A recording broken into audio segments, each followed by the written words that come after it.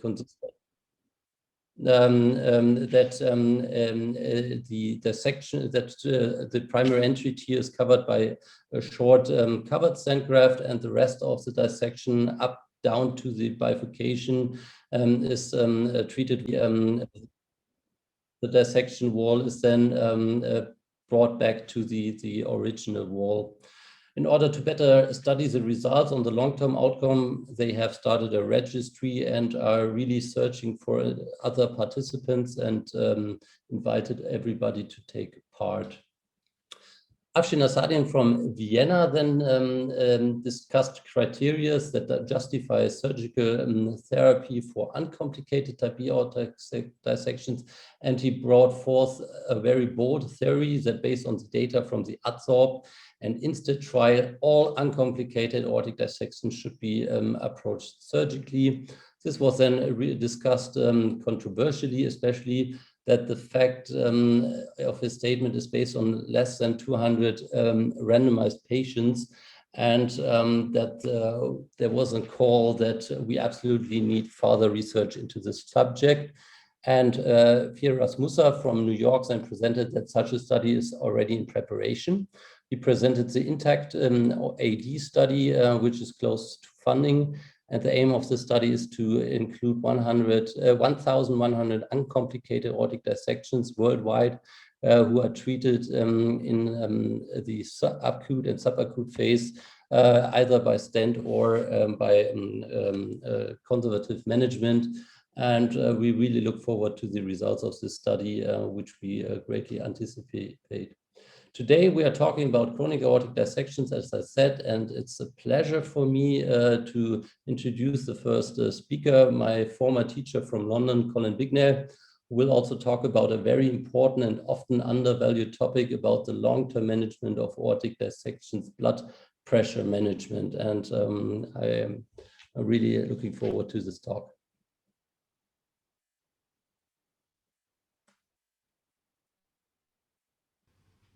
Many thanks indeed for asking me to contribute to the Management of Aortic Dissection Symposium this year. It looks like a robust programme tackling the real issues in dissection by the world experts, and I wish the symposium success. I'm going to talk about blood pressure management in aortic dissection. These are my disclosures. All international guidelines state that the short-term aggressive anti-impulse therapy is the cornerstone of management in the majority of patients with type B aortic dissection, with goal-directed therapy to achieve a heart rate of less than 60 beats per minute and systolic pressure of 100 to 120 millimeters of mercury. Goals which may require a number of pharmacological agents to achieve, and this should be continued in the chronic phase for all patients, especially those that are treated conservatively. In this talk, we're going to look at when and where and how should we treat the acute patient, and what is important in the long-term treatment and how we might improve the service we provide. Throughout, I'll try and point out the evidence base and where we might concentrate our research efforts. When should we start blood pressure management? The answer is sooner than we do in nearly all cases.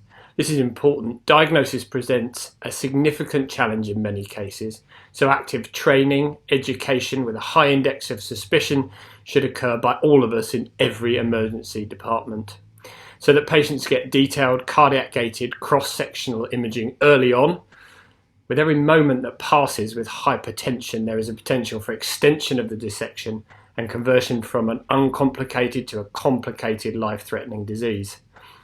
We advocate arterial line monitoring and strict blood pressure modulation, aiming for 100 to 120 millimeters of mercury systolic blood pressure. We transfer all patients as soon as we can, not because the blood pressure management is difficult, but because patients need to be in a centre that can deal with all complications. If that was when and where, what about how? As all probably do, we use anti-impulse therapy, IV beta blocker infusion, usually labetalol, then adding GTN and sodium nitroprusside. There isn't a great deal of evidence for this. Much of the enthusiasm for anti-impulse therapy comes from animal and ex vivo work. in a famous study from the 1970s showing that the propagation of dissection is related to the magnitude of the pulse wave. Patients are closely observed in the high dependency unit, and we convert intravenous to oral agents, introducing them one at a time with the input of a clinical pharmacologist. Patients get a repeat CT scan at 48 to 72 hours, and they're discharged after day 10 if stable, which is where the type B aortic dissection medically treated group appear to stabilise in terms of their short-term cumulative mortality. Longer term, our aim is to maintain a systolic blood pressure less than 140 millimetres of mercury. We do this in a specialist dissection clinic with a vascular surgeon and a clinical pharmacologist with a special interest in hypertension. Our dissection clinic is brilliantly run by Rick Gibbs, who works alongside me at St Mary's. If we are to be critical though, we should look at the evidence. Much of what we know about best medical therapy comes from observational series, but it does seem that event rates long term are reduced by beta blocker therapy and control of blood pressure. Our clinical experience tells us that many patients re-present to hospital when blood pressure readings are high and there is pain, and there are some papers that suggest the story is not that simple. For instance, higher systolic blood pressure readings at night have prognostic significance, which might mean we should be looking at blood pressure visit to visit variability or 24-hour blood pressure control much more closely.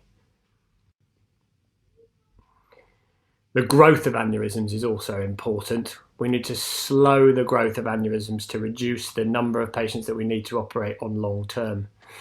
We think blood pressure control long term is important. We've recently examined whether the literature can highlight the best mechanism to do this, and after a systematic search found there is really very limited evidence on any drug treatments to reduce growth rates, much like the infrarenal aneurysm, where multiple drugs have been tried in an attempt to limit growth. There is much more research needed here about how to limit growth over the long term and prevent the need for high-risk repair to prevent rupture.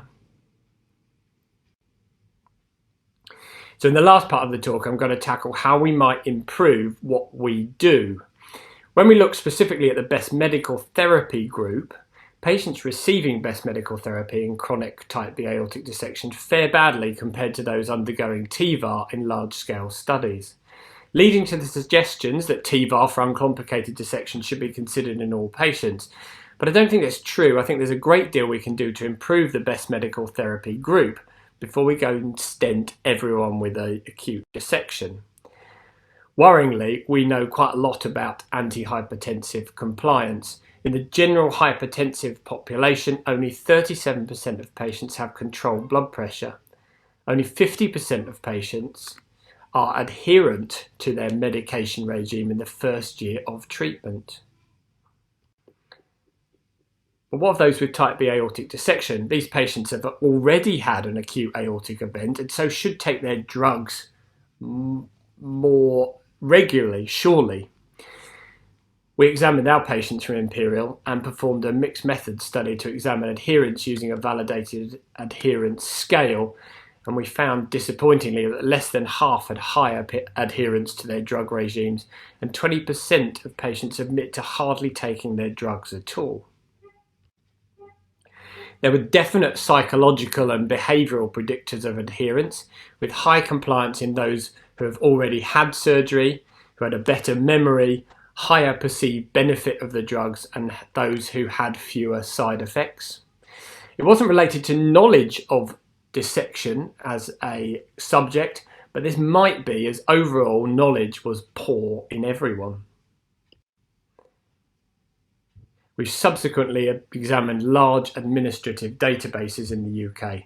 This is data from national records combined with GP records, and it appears that countrywide compliance is poor and blood pressure control is not achieved. It's quite clear that we need to do a significant amount to achieve best medical therapy in our patients across the UK and the world, I suspect. In summary, in the short term, we need to focus on diagnosis, immediate blood pressure control and transfer to specialist centres. Long term, we need to aim for constant, stable blood pressure control. But it does seem reasonable to assume that the high mortality and morbidity in dissection could be significantly improved by improving the delivery of best medical therapy. We need to improve our evidence base, involving patients in prospective data on drug treatment studies and trials involving aggressive medical therapy. From a unit perspective, interventions to improve knowledge and compliance may include specialist dissection clinics, shared medical appointments, and behavioural psychology strategies, all of which may be of use. Many thanks indeed. I do wish you well with the symposium.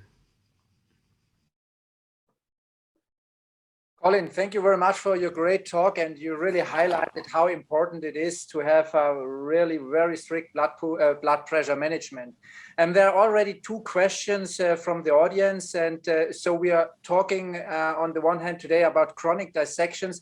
I think it goes hand in hand, the blood pressure management from the acute phase going over to the chronic phase. And one question is, how important is it for you, the analgesia, pain management during the acute phase in terms of hypertension, and do you have a specific strategy there? So I think the main thing is to get the diagnosis. I mean, it's before any vascular surgeon sees them. So if we as a group educate and keep on selling that message to think about the aorta during the chest pain or the chest pain episodes and get them to scan and diagnose quicker, we can get them onto blood pressure management quicker. That's my first point. When we do it, what we try and do is set them up on first thing for beta blocker therapy, and in terms of pain management, yes, we give them opiates straight away to try and get rid of some of the pain that they get. And if we get their blood pressure down and their pain under control, we usually are able to get that blood pressure within a normalish range quite quickly. I think that the worrying ones are, of course, the ones where the blood pressure comes down and the pain is still present, and the ones who are hypertensive for a long period of time before their dissection because they've not been taking their medication, and you bring down their blood pressure and they get cerebral hypoperfusion or renal failure, and these ones are terribly difficult.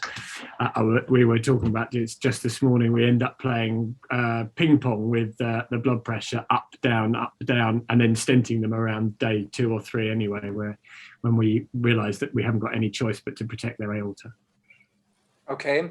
And there is another question from Daniel Danzer, and I think this is an important one, because how long would you recommend continuous blood pressure surveillance at the ICU or intermediate care in the case of an uneventful course? Because sometimes we have patients after one day, they have a proper blood pressure management, and you're like, well, can I take him to the ward or not? Because you are under pressure to get the ICU space.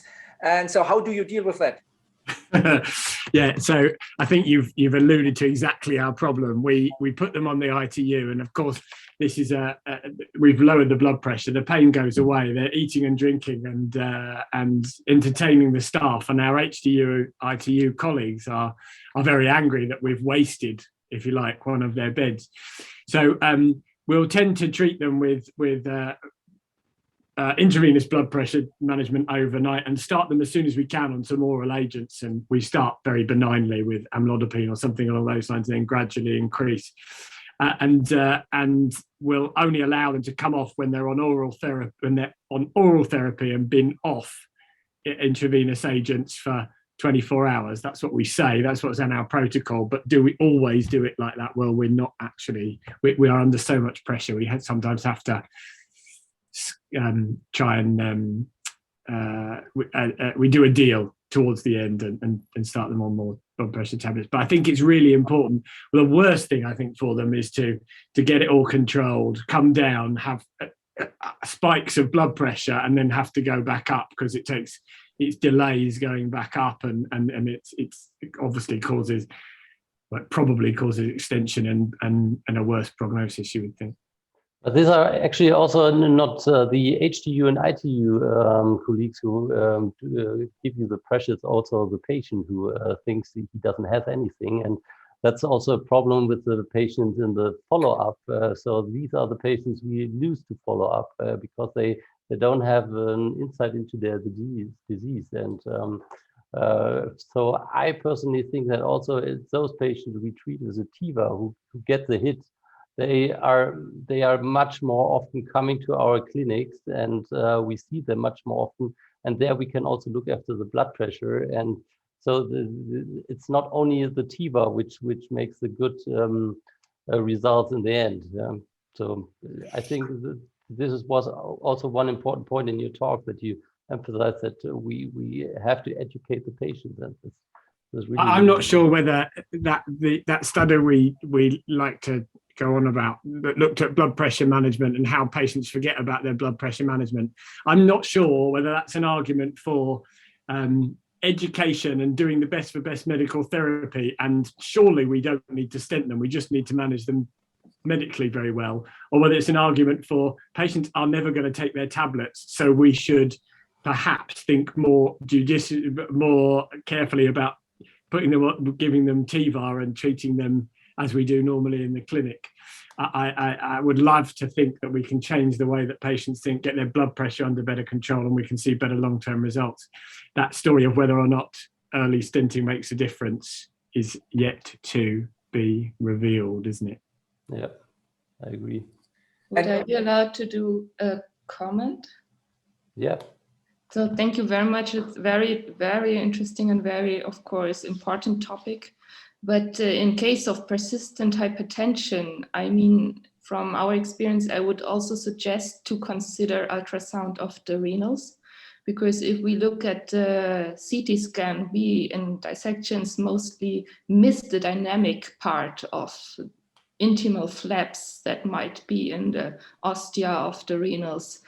So I think dynamic ultrasound could also be a benefit for patients to detect stenosis we wouldn't see on like undynamic imaging.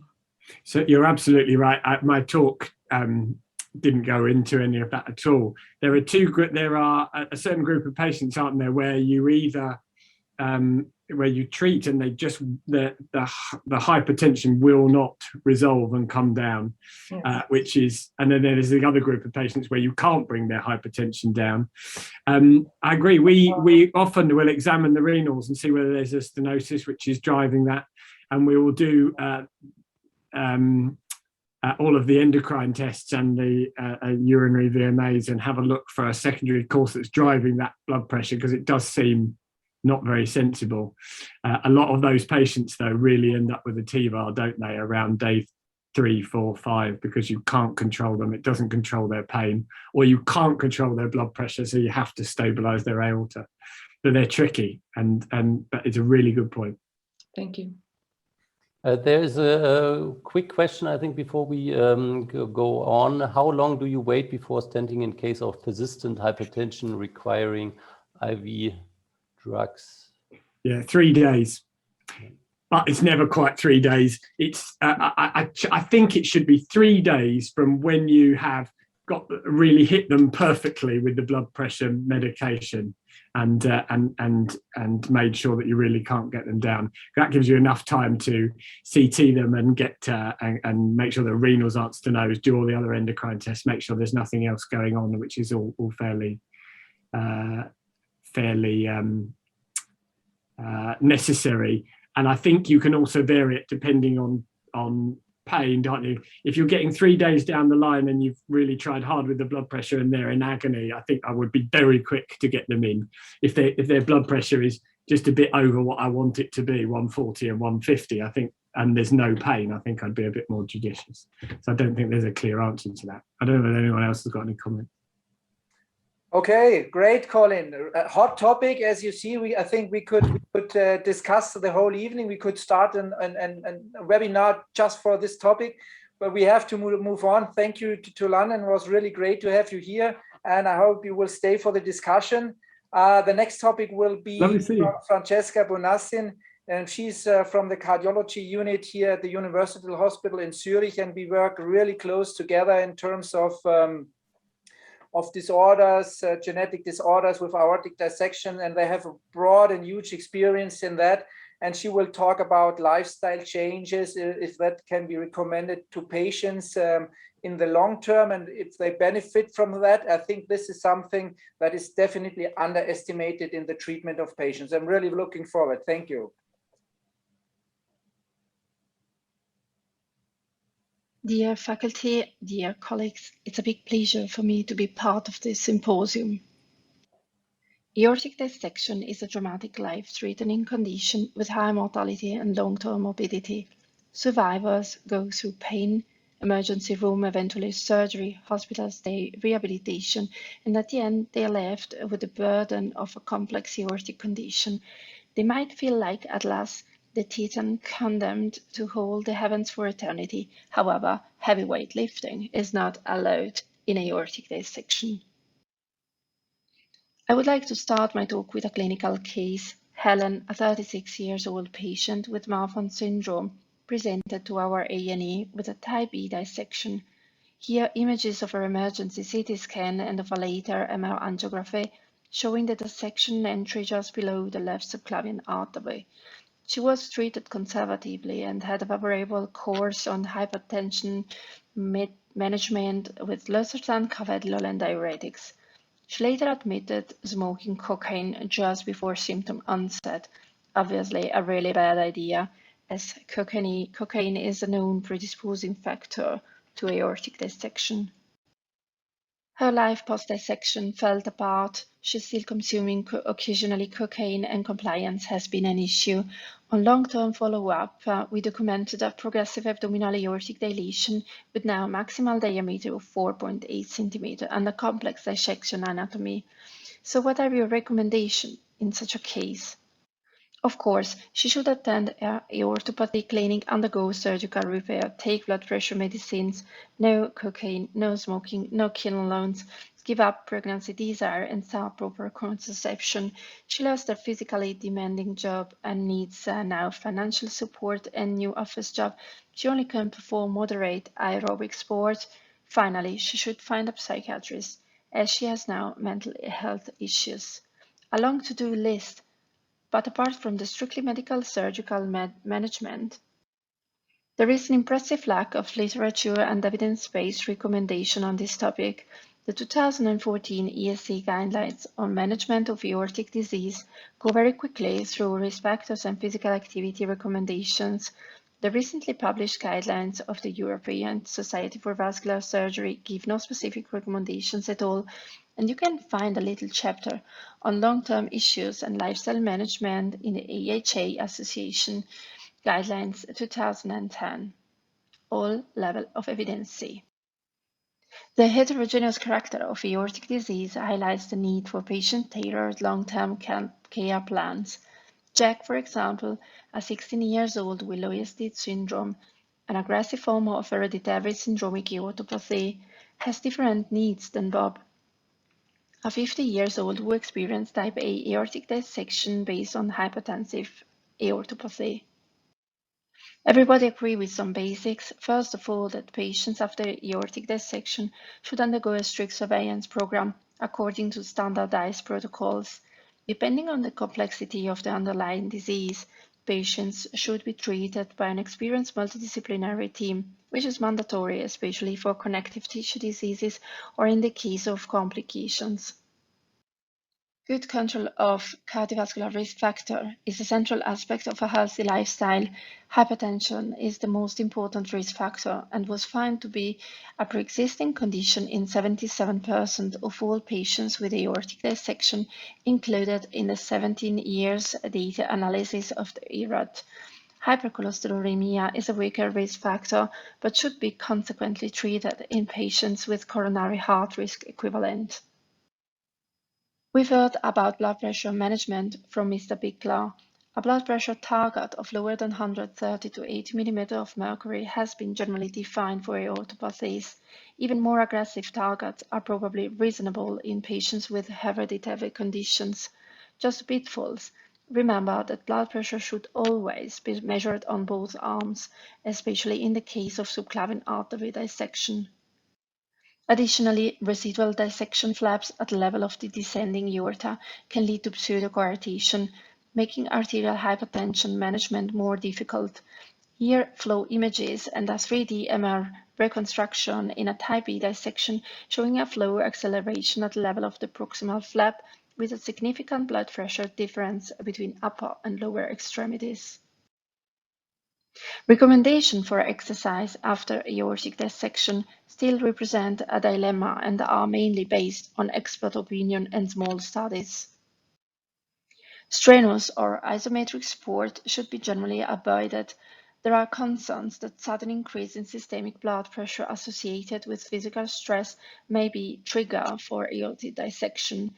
The group of elephthyriades at Yale University observed an impressive increase in systolic blood pressure in 3 scientists, lifting various percentages of their body weight.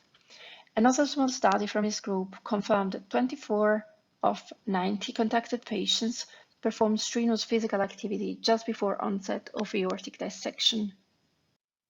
However, maintaining physical activity has beneficial effects on achieving blood pressure, heart rate, body weight control, and improved quality of life. A sub-study of the IRAD at the University of Michigan showed that patients who were engaged in more than 2 sessions of aerobic activity per week had a significant lower systolic pressure compared with the sedentary ones 3 years after discharge. The same survey raised the problem that physical inactivity increased after dissection, likely in relation to fear rather than to functional status. 71% of all included patients wished more specific recommendations with regards to physical activities. In this context, cardiac rehabilitation programs play a central role. A recent small Danish study showed that exercise-based cardiac rehabilitation in surgically treated type A aortic dissection significantly increased peak oxygen uptakes, maximal workload, and improved quality of life. In summary, I think we can agree that it is safe to encourage moderate aerobic activity for at least 30 minutes, ideally on most days of the week. Obviously, physical activity is not the only post-dissection lifestyle issue. Willingly or not, lots of patients need to change their job after dissection, and early involvement of social services and insurances might be helpful. Mental health issues, depression and anxiety, sleeping disorders need to be treated. Sexual activity has been shown to clearly decrease after aortic dissection, a topic that patients struggle to address.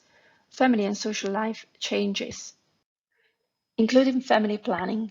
The few women of childbearing age should be actively counseled about need for proper contraception. Pregnancy after aortic dissection is not recommended. As young patients have generally hereditary aortopathies, their risk is also related to the kind of underlying genetic disease. Such pregnancies have to be considered at high risk for cardiovascular complications. A last case, Jenny, a 29 years old patient. She experienced type B aortic dissection during her first pregnancy and was treated conservatively. She underwent genetic testing and ACTA2 mutation was confirmed, a hereditary aortopathy affecting vascular smooth muscle cells.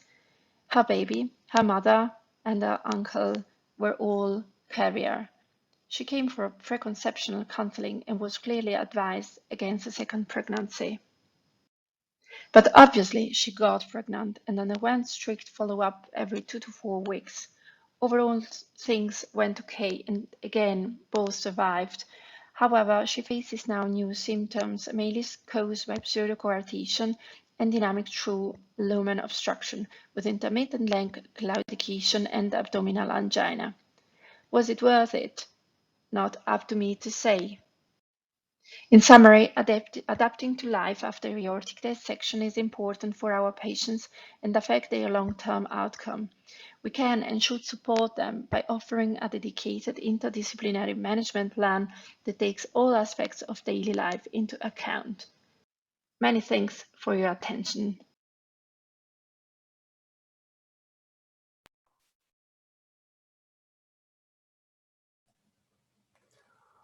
Francesca, thank you very much for this really, really great overview about the management of such patients. And it's one of the key issues we always experience when we see these patients in our follow-up clinics. They ask you everything.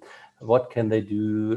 They come with their partners. The partners are most often more concerned than the patient, and you try to tell them what they are allowed to do. And you really showed us that we really have almost no good research about it. And I think this is a great field we have to improve.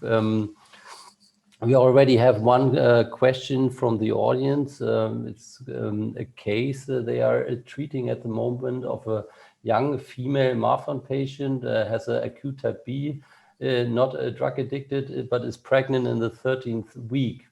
So actually at the first part of the pregnancy, blood pressure is under control, pain almost subsided, aortic arch is 37 millimeters, all vessels come out the false lumen, no malperfusion except decreased perfusion to the left kidney. The cardiac surgeons want to end pregnancy and operate upon her in 2 weeks. What the question is now to us, what do we suggest? Keep pregnancy at until the 34th week and do then a cesarean section. That's quite a difficult case. Heavy case, yes, exactly. Because when you have a pregnancy, you always have two lives on your back, and this big decision. Obviously, in this case, it has to be said that the pregnancy started really badly, and it's still at the beginning. So I think in this situation, all very clearly the option of end pregnancy should really be discussed as a major event has intervened, a major one in Marfan. We know type B dissection can be very, very malign and end up in a very fast progression. You will need to have imaging, proper imaging. You will need to have medication. The baby might have a complication. So I would say in this case, a really big round table with all specialists, obstetric, anesthetics, cardiovascular surgeon, heart surgeons, cardiologists, and actually psychiatrists need to be and have some proper discussion. I agree, especially you have to tell the patient all the risks for both lives, and I think in the end the baby needs his mother. Good. So are there any other, there's another question. Often in Marfan patients, we often see an association between preeclampsia and dissection. Is there any role of IVUS in this patient group for a bridge TEVAR to an eventual open surgery? I guess this is rather a vascular surgeon question, so I'm happy to leave it with you. So, and the problem also just implanting a TEVAR only relying on IVUS, I haven't done that one. I have no experience. Maybe somebody else from the panel has experience in this. Bridging with TEVARs, usually you have to treat or still have to treat genetic disorder patients by open means. The evidence is still debated. There is small evidence that you can bridge them quite good by EVAR or TEVAR and then convert them in the following course. But he's talking about a patient who's pregnant. So usually it's quite a problem to put a TEVAR in operation also with the anesthetist, etc. I don't think that's good. Okay, but there's another question from the audience. I think this is more to you, Francesca, and Daniel Danzer is asking. So is there for acute aortic dissections, is there a dedicated rehabilitation program then? Do we send them to a dedicated, or do we mix them up with other cardiovascular disease patients? We can easily mix these patients in our normal cardiovascular rehabilitation.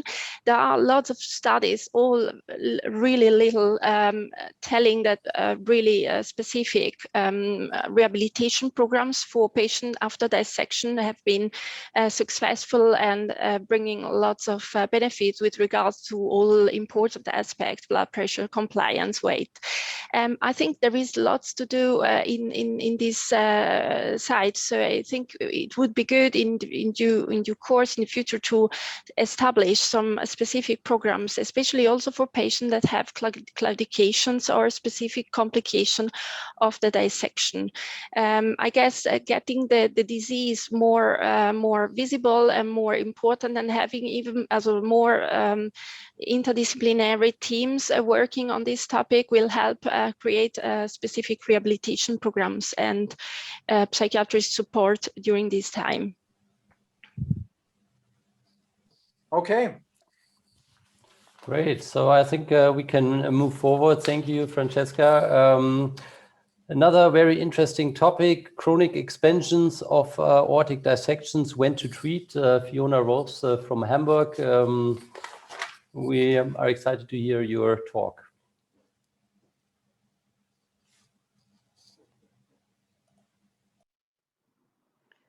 Dear Chairman, dear colleagues, I'm very happy about the opportunity to present on the topic chronic expansion of aortic dissections. Chronic dissection is defined to be present 90 days after the initial event, if we consider a subacute phase in between the acute period and the chronic phase. Normally, in aortic dissection, the concept is to cover the proximal entry tier and induce thrombosis of the false lumen and remodeling of the aorta. There's good data that support that TEVAR is very sufficient for acute dissection and also for subacute dissection. But what about chronic disease? This study shows the development of the false and true lumen after TEVAR in acute disease and in chronic disease. The first diagram shows the development after TEVAR in acute disease, and we can observe a decrease in the false lumen diameter in most of the patients, as well as an increase in true lumen diameter, which is the goal of TEVAR treatment. But in chronic disease, we see completely different results without any good remodeling of the aorta. The concept of standard TEVAR is not sufficient in chronic aortic dissection, with 35% of patients showing false lumen expansion during follow-up.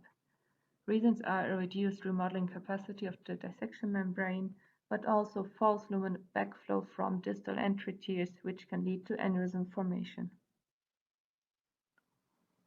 The treatment strategy in chronic type B aortic dissection should be to thrombose the false lumen.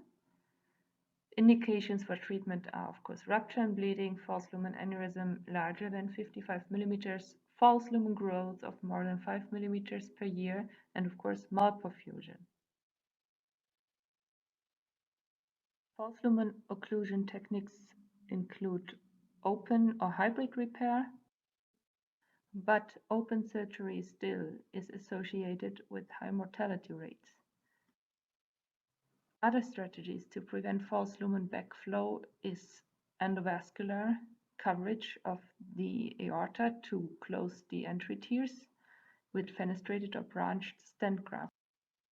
Fenestrated and branched endografts need long aortic coverage. This can be associated with spinal cord ischemia, and in true lumens that are very small, maneuvering of the graft can additionally complicate it.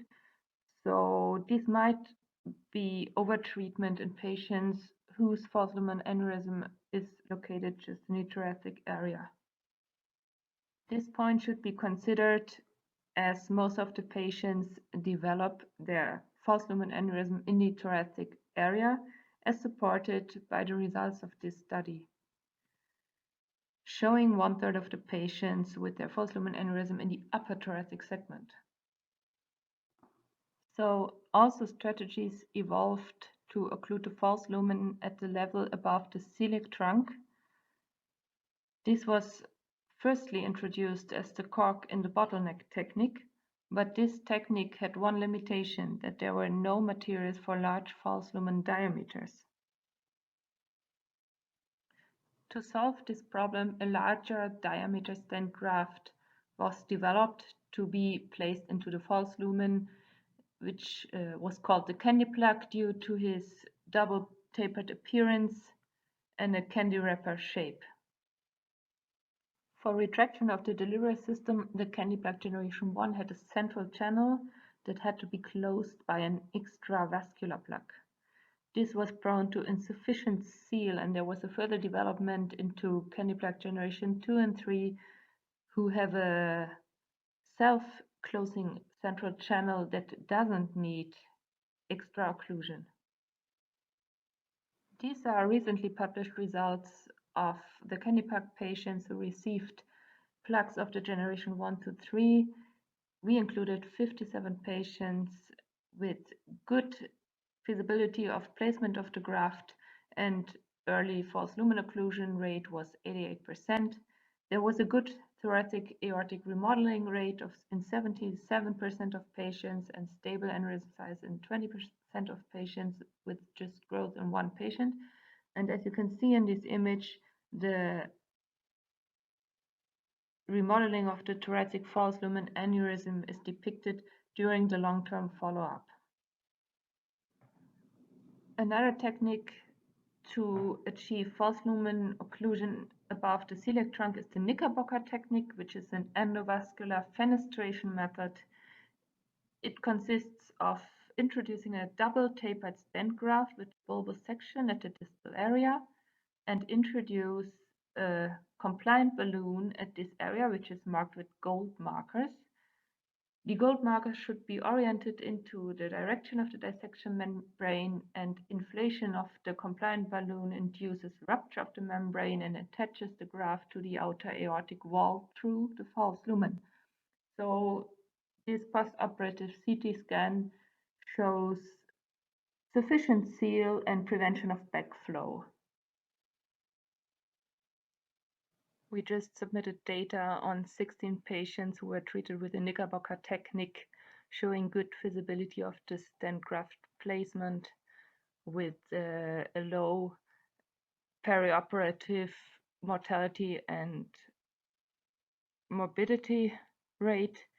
12 patients had available follow-up CTA, showing good thoracic aortic remodeling in 75% of patients and stable aneurysm size in 25% of patients. There was no aneurysm growth. My conclusions: TEVAR is not sufficient in chronic aortic dissection. The false lumen aneurysm most commonly develops in the upper thoracic area. False lumen back flow is one of the limitations that prevents aortic remodeling, and there are multiple techniques to occlude the false lumen, with embolization techniques showing good remodeling rates. Thank you very much.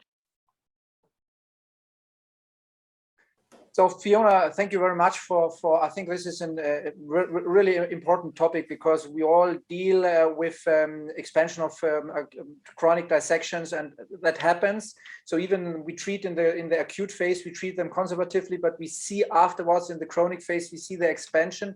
And you showed very nicely that the TEVAR implantation into the thoracic aorta leads in the acute phase to a remodeling in terms of a widening of the true lumen and a narrowing of the false lumen. So would you, and in the chronic phase, that doesn't happen. And so would you also see the hypothesis, like Afshin Asadian said yesterday, that every acute type B dissection should be stented? Yeah, this is a very commonly discussed topic. I agree that we should consider early treatment in patients who show also small progress, but I wouldn't say that we should treat in the acute phase, because this is really associated with complications, also with retrograde dissections to the aortic arch and ascending aorta. But if we have an option to carry the patient into the subacute phase, where we have a little bit more stable situation, treatment indication can be evaluated, I think, maybe in more patients. Okay. Especially if we see like small progress, okay, or large false lumen aneurysms already. Okay, so we are talking about chronic dissections, and what I'm interested in is that you showed very nicely the candy plug technique, and the candy plug is a device offered by Cook, but not for everyone. And so do you have any recommendations for our viewers? Is there something else you can occlude, physician modified plugs, or is there anything else for those who are not able to get this candy plug to occlude the false lumen? I think the candy plug was constructed as a plug that is feasible in large aneurysm diameters. So for smaller aneurysm diameters at the level above the celiac trunk, other kind of plugs can be considered, but I agree. There's the CMD device from one company, but it came from a physician-modified graft. So I mean, in case it's needed for the patient in emergent situation, if it's helpful, a modification of a graft, if no CMD device is available, can be an opportunity. Okay, and one next question from my side is, because very often I see the false lumen has more a sickle-shaped size formation, and it's not so round like a candy plug or like a stand is. And then I experience the same problem like with the parallel grafts, that you have kind of gutter leaks in the edges of the sickle-shaped false lumen. Do you coil that? Do you experience the same, or how do you treat that? Yeah, that's a good question. I mean, most of the time we didn't see the leak at the outer part of the graft, but in the candy plug generation 1, we did see leakage in the central channel that had to be plugged with the extra vascular plug. But we normally look at the development. So if we have a little bit of leakage in the final angiogram under a high ACT, for example, with heparinized patients, we would accept it. But at the end, we have to look at the remodeling. So if there's still pressure continuation into the thoracic aorta, embolization should be considered if needed, if there's leakage. I think it's more a question about how is the pressure distributed inside the aorta. And if we see a remodeling, even with a small leakage, the goal is achieved.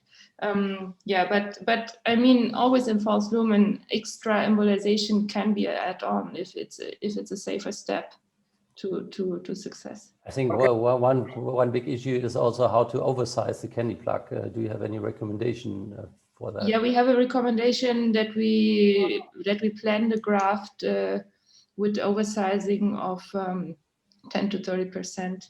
But of course, also this kind of plug is limited by a maximum diameter of 50 millimeters.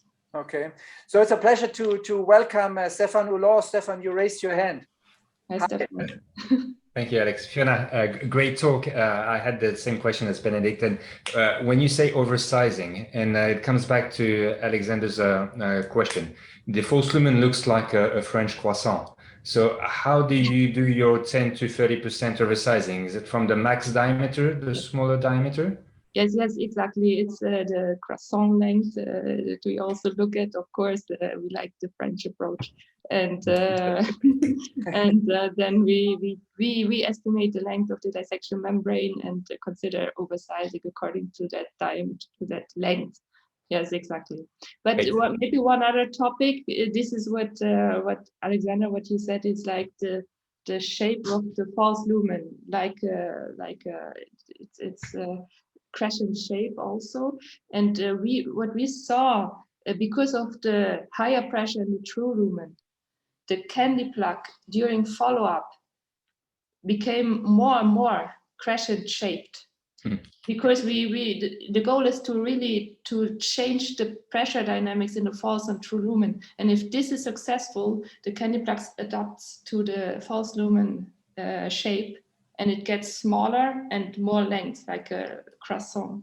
Okay. And Fiona, if 50 millimeter is the largest diameter available, so what would be the largest aortic diameter that you would treat with a candy plug? In other words, which one will go to fenestrated or branched endograft, and which one will you treat with a candy plug? So if we would have a small, not indicated to treat false lumen in the abdominal segment, and we still have this smaller diameter above the celiac trunk area in the false lumen, we would decide for a candy plug. But also, if it's like we would also use the candy plug, for example, for a staged approach. So if we want to extend distally in a later phase. We already do a TEVAR to the celiac trunk, and we add a candy plug to limit the pressure to the thoracic false lumen. And we can stage the patient also with this technique and continue with like branch or fenestrated endografts afterwards. It's always like kind of individual decision, but it gives a lot of options. And sometimes if it's enough to treat the thoracic area, it's good to spare the abdominal segment. You always have a chance for later on to continue. Okay, thank you. We have to move on. Thank you for your participation, for the great talk, for the great discussion. Thanks for the invitation. This one will be Christos Karkos from Thessaloniki, and he's going to talk about ruptured chronic aortic dissections now and the treatment options we have there. Welcome, Christos, and I'm looking forward to talk. Thank you. Good evening from Thessaloniki. I would like to thank the organizers for their kind invitation to this prestigious e-meeting. Aortic-related complications may occur in 20 to 50% of patients with chronic type B aortic dissection.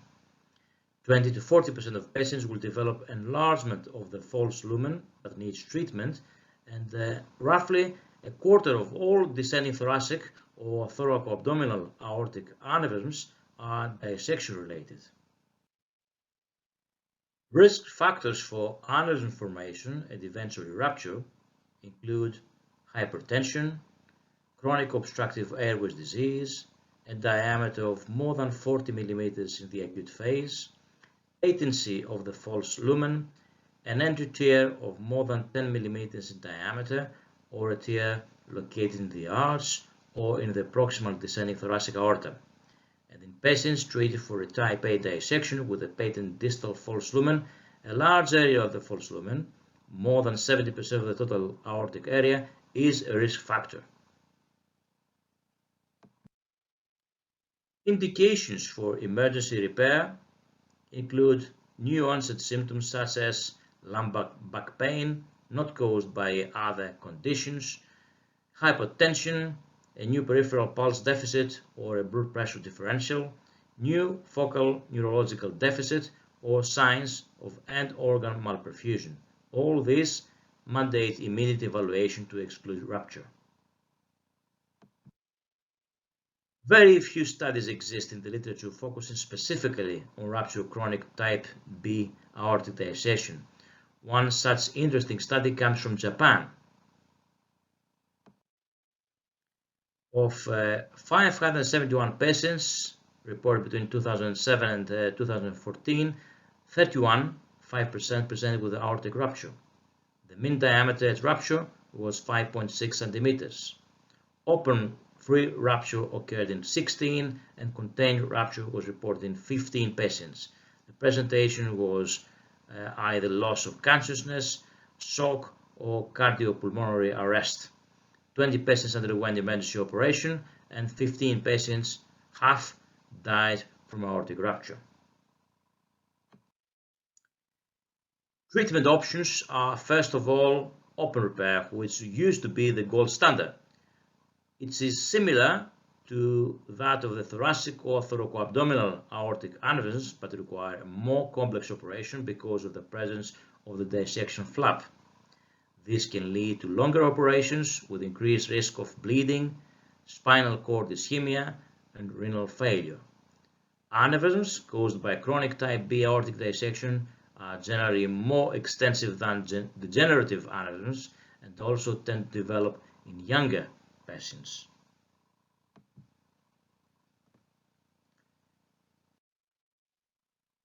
Endovascular repair is an increasingly used option for ruptured cases and may include patients with or without a previous TEVAR. The principles are similar to the principles of TEVAR for any type of thoracic aortic pathology. Since aortic dissection may be very extensive, TEVAR may have to cover the entire true lumen from the left subclavian down to the celiac artery. If we need to cover the left subclavian artery, the left common carotid, or even the innominate artery to improve the proximal sealing, then open or endovascular debranching procedures are needed, or physician modified endografts in situ fenestrations and off-the-shelf fenestrator branch stent grafts may be necessary.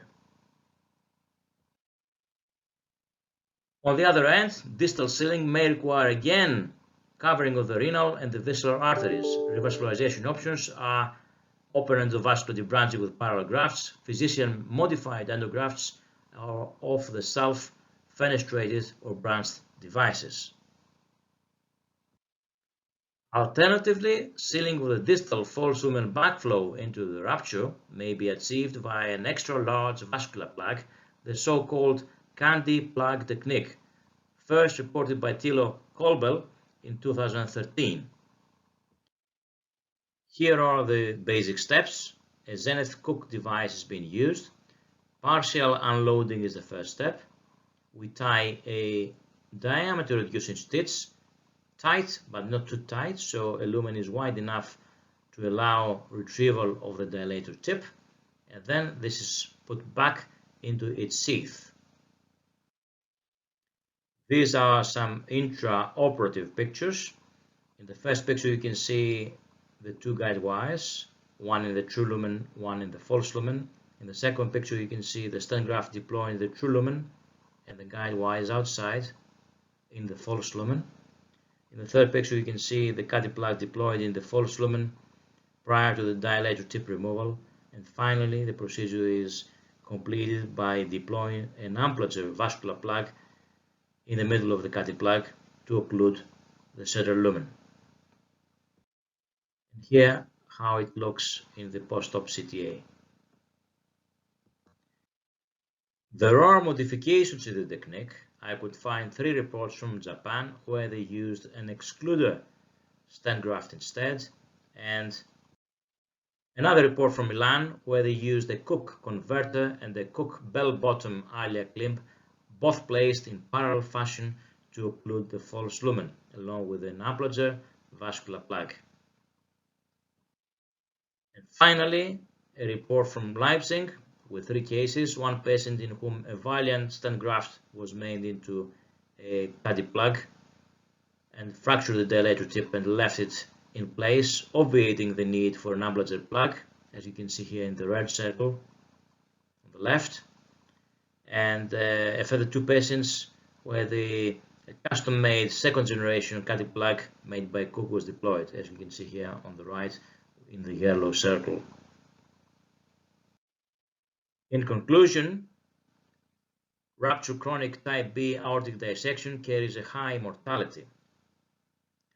Open and endovascular options are available. There is a shift nowadays towards endovascular repair. Sealing of all dissection lumens is important to stop the bleeding, and TEVAR, combined with candy-plug sealing of the false lumen, parallel grafts, physician-modified endografts, in-situ fenestrations, and off-the-shelf fenestrator branch devices are all possible treatment options. Thank you for listening, and once again, thank you for the kind invitation.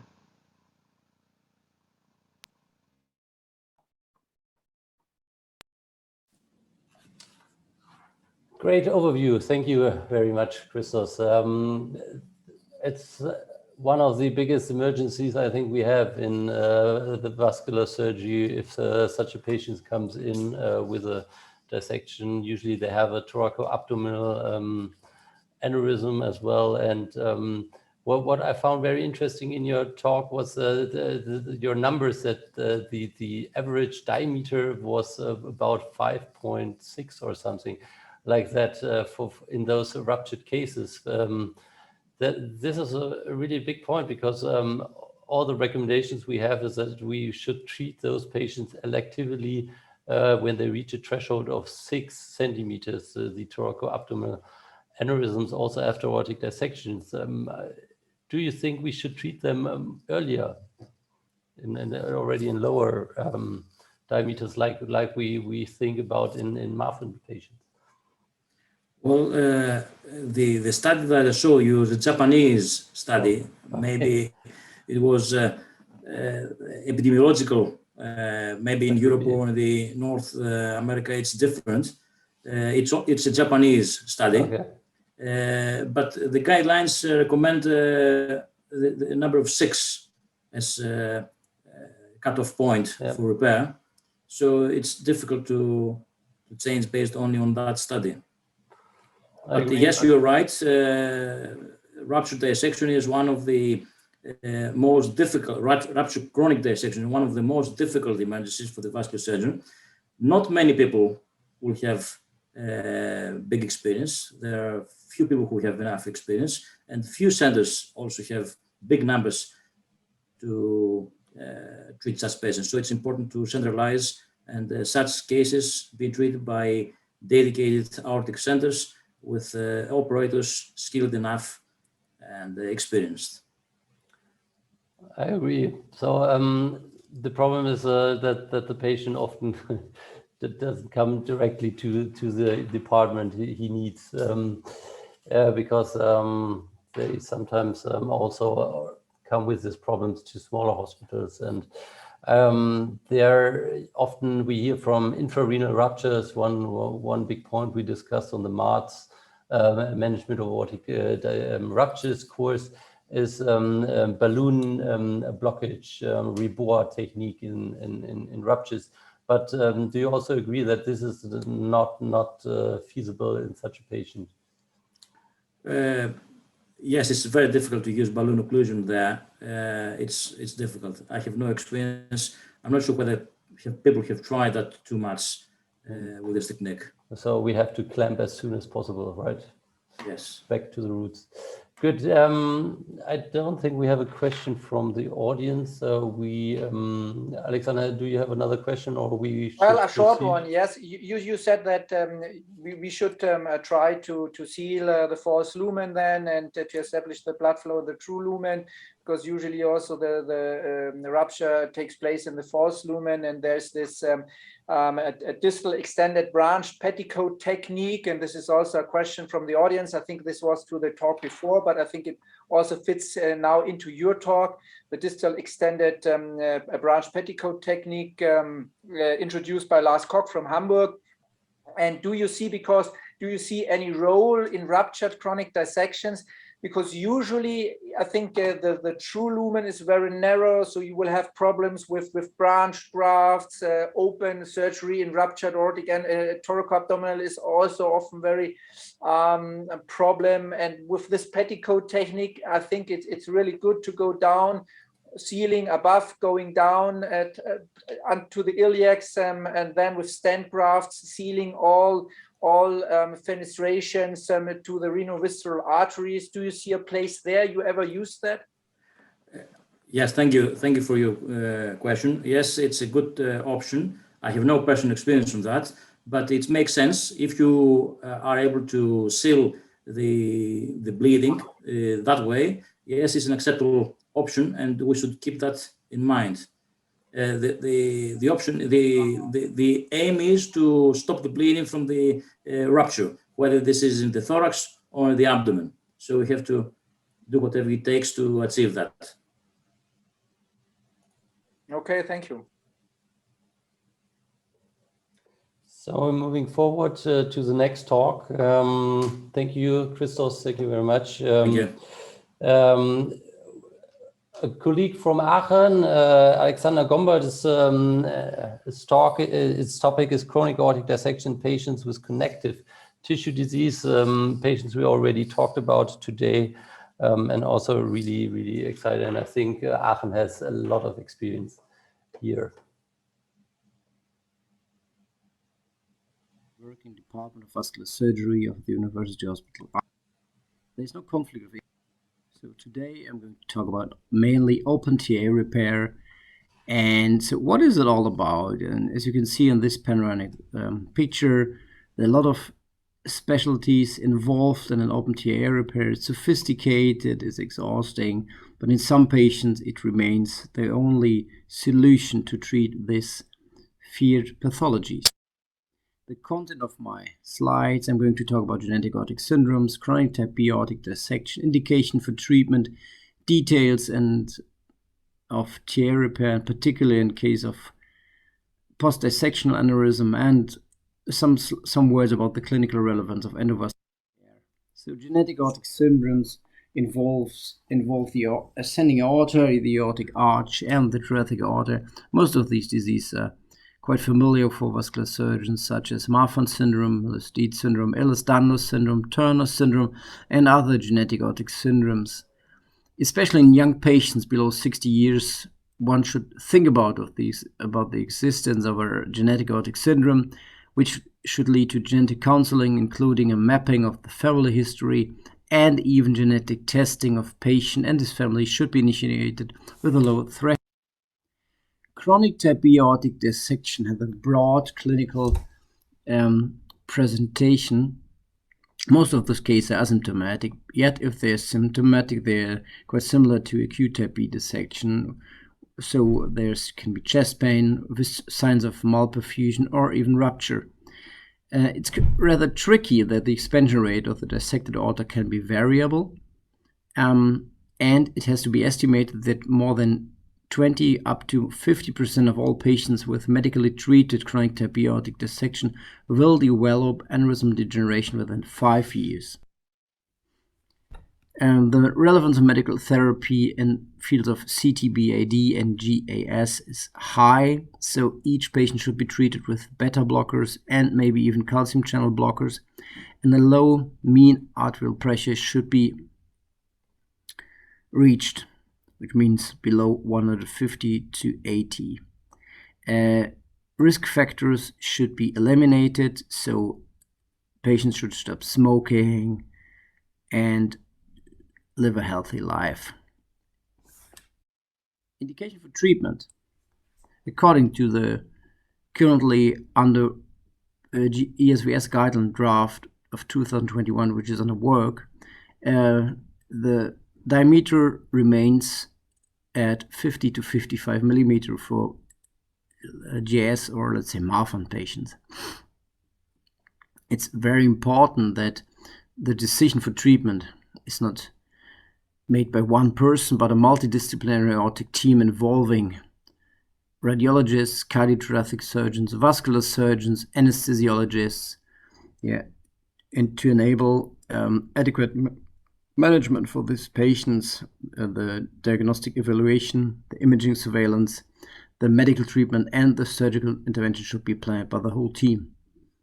And it's relevant to mention that the indication thresholds and surgical technique, including the option of endovascular repair, may be vary between different genetic aortic syndromes. So, for example, endovascular repair of a Marfan syndrome associated type 2 TAA is rather exotic, while this may be an option in other genetic aortic diseases.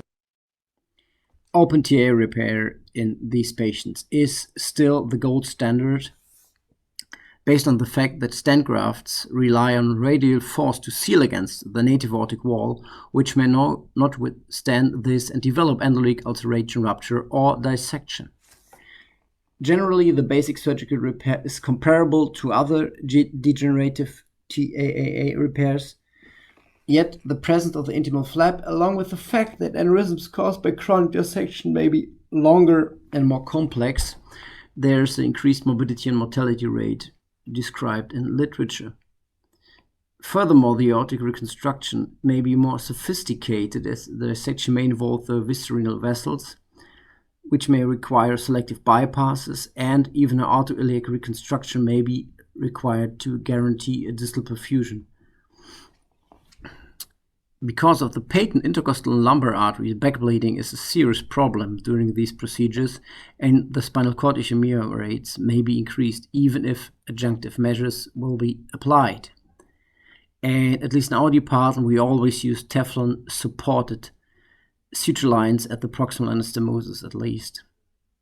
And especially in the last 2 decades, based on the improved survival rates of open TA repair, the relevance and importance of adjunctive measures became evident. So what do we use in Aachen? We use distal perfusion and selective organ perfusion of the visceral vessels based on a heart-lung machine. We use custodial perfusion for the kidneys, CSF drain placement in advance in each procedure, motoric evoked potentials in each procedure, and furthermore, since a couple of years, we use biomarkers for early assessment of peri- and postoperative organ failure and adverse outcome, which enable a more timely adaptation of the postoperative management on the ICU. So we rely on CSF drain placement, even if the evidence is rather low. As you can see, the current guideline of the ESVS has a 2A recommendation with evidence level B. Yet in our department, combined with the Department of Maastricht, we oversee more than 600 open TA repairs with a permanent CSI rate of less than 5%, which is quite great. Talking about motoric evoked potentials, we measure those potentials at the musculi abductor pollicis brevis, which is at the hand, and at the tibialis anterior muscles, which is at the lower leg. And the comparison of those signals give us information about the function of the pyramid cells of the motoric cortex. And finally, we can say, well, there's a peripheral or central nerve damage. The interpretation is quite sophisticated, and we rely on the cooperation with the colleagues of the Department of Neurophysiology. Yet finally, this leads to superior results regarding the spinal cord ischemia rate after open TA repair. And that is what it's all about.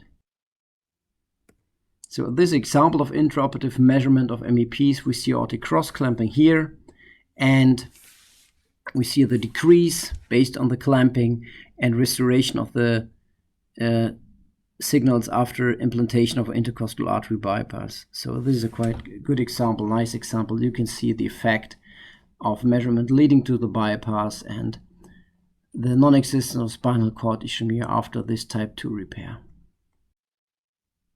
So endovascular repair in GAS patients is a hot topic, yet so far based on the existing literature, and this update will be published soon in the current DTAA ESVS guideline update. Has to be said that the reintervention rate after endovascular repair in GAS patients is really high, and the open conversion rate is even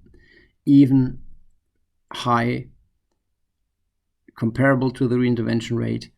The risk of retrograde dissection, rupture, and early aneurysmal progression in the sealing zone is relevant. Yet, maybe in the future, specific stent grafts with a lower distal radial force may help to avoid these complications. But so far, you could apply a TEVAR in a Dacron graft after frozen elephant trunk repair, for example. But open repair remains the gold standard of genetic aortic syndromes. Thank you for your attention. So thank you for presenting this really high demanding surgery that I think should be reserved to dedicated centers, and definitely Aachen is one of the leading centers in Europe, not even in worldwide. And what I've found, so there are no questions from the audience, but I have two technical questions. The first question is in terms of intercostal arteries. In a lot of times the intercostal arteries arise from the false lumen, and then I think you just have the false lumen membrane. So how is your technique to implant these vessels then into your aortic prosthesis? Yes, Alexander, first of all, thank you for the invitation to be here today. It's a great meeting and enjoyed the talk so far very much. And this is indeed a sophisticated issue. As Professor Jacobs performing each and every of all those procedures, and his technique is to take out the false lumen, the whole dissection membrane and the thrombus. And after removing all those detritus, you see the bleeding from the intercostal arteries. And if there is a patent intercostal artery, he blocks the intercostal artery by using a blocking catheter. And in case he sees a decrease in the neuromonitoring, a decrease of the motoric potential of more than 50%, he implants a bypass, which is later on inserted into the graft. Okay, Colin, you rose your hand. You're muted. Colin, you are muted. Always, and I'll never get used to it. Yes, we do exactly the same. We block all those and then look for the MEPs, and if there's a decrease and it still doesn't get better when we've reimplanted the viscerals or the distal end, then we will move to reimplantation. I got exactly what you mean, that the false lumen membrane outer wall where you're trying to sew onto those intercostals is really thin, and if they are Marfan's patients, they will dilate, won't they, if you give them enough time. And so something that we do, which I think we got from Houston, is to get a 12mm graft and just plumb it in, so it's to the proximal and distal graft, and then fill it the back and then sew the intercostals in. So you might sew 6 or 8 in. You then get flow into the intercostals and out here as well, so that it doesn't become very high resistance. That's the first thing. And secondly, you can block off either side of that with an Amplatzer later on. That's our reasoning for how we would do that situation. This is a technique, so it's not original from Jörg Schmidtli, but he presented that last year on Charing Cross Aortic. Yeah, no, sorry, I wasn't ever claiming the thing. I was just saying that's the really nicest way I've seen to do it. Yeah, and I use the same. I think that this is really a good technique, because I also have sometimes the fear that reimplanting end-to-end the intercostals with a bypass, that then like coronary arteries where you have this buttonhole aneurysms, that do you have any experience in Aachen? You treat so many genetically disordered patients. Do you see this aneurysms at the intercostal arteries? Yes.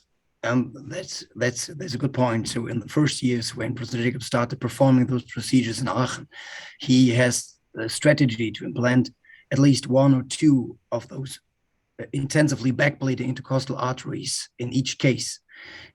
But due to the aneurysm formation, he tries to be as selective as possible. So he relies completely on the neuromonitoring. So in case if there's no decrease regarding the neuromonitoring, he avoids any kind of intercostal artery bypass.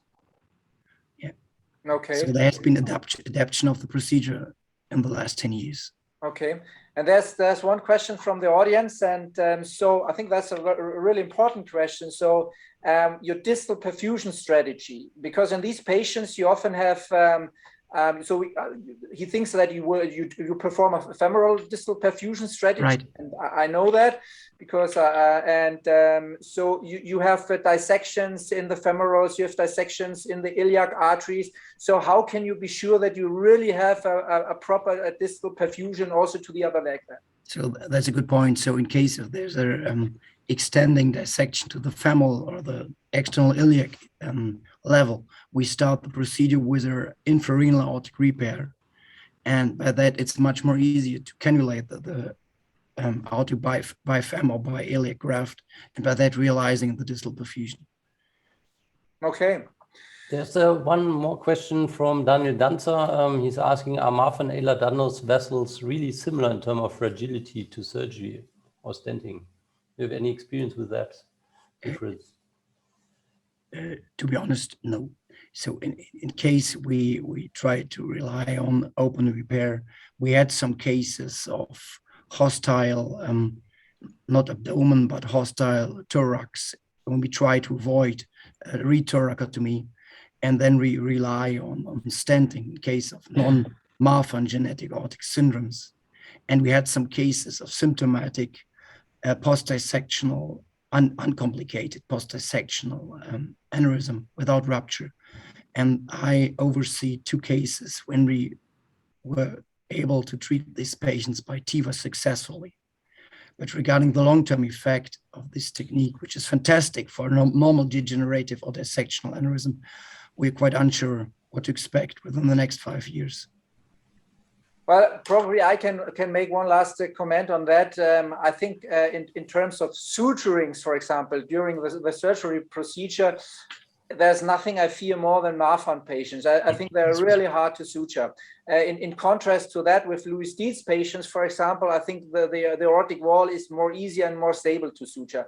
With Ehlers-Danlos, I don't have any experience, but Marfan, it's hell to suture. It's really so do you do with your proximal anastomosis there? Do you do a continuous suture line, or do you a single knot suture? No, always continuous suturing. Yeah. Okay. Alex, thank you very much for your time for and nice contribution. I appreciate that very much.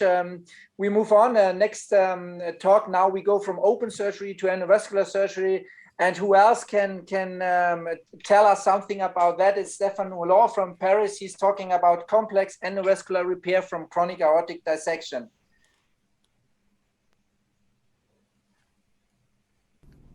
My dear colleagues, my dear friends, it is my pleasure to share with you our experience with fenestrated and branched endograft for chronic dissections. These are my disclosures. Obviously, those are challenging procedures because of all the issues raised on that slide. And one of the main issues is the proximal landing zone. So most of those patients actually will require open surgery to provide a good landing zone for future endovascular repair. Some of those patients will already have had an open acute type A dissection repair, as you can see here on this slide. And those patients are usually good candidate for an arch branched endograft with 2 or 3 branches. Not all patients can benefit from that approach. You can see that approximately 30% of patients will have an endograft that is too short or kinked and thus will require a reduced anatomy. But in those that can have this branched endografting approach, we have evaluated the result of such an approach, and you can see that in a cohort of 70 patients, we have an unmatched in hospital combined mortality and stroke rate of 4%. The Achilles heel is the required secondary intervention to completely occlude communication between the false lumen above and below the endograft. And you can see here a patient with supraaortic trunk dissection that often require a secondary procedure for embolization. And most of those patients will have perfusion of the false lumen from communication tiers below the endograft. One option in those patients, if the true lumen, false lumen is not too large, is to implant a candy plug. Then you can see here access from the true lumen to the false lumen. With the fusion mask, we know where are located the communication tiers. And then opening the candy plug in the false lumen at the distal end of the TEVAR that is located in the true lumen. And then you can see the angio in the true lumen, backflow in the false lumen that stops at the level of the candy plug. So the false lumen above is completely excluded. And this is the post-op CT with the candy plug in the false lumen here. This is an example of an arch branch case treated with a candy plug. You cannot use candy plug if the false lumen, the level of the descending thoracic aorta is too large, larger than 42. So in those patients, you will need to stage the repair and come back later on with a fenestrated or branched endograft. This is another example of a full metal jacket. And a third example where you can see behind my head, actually there's an iliac branch device also in this patient.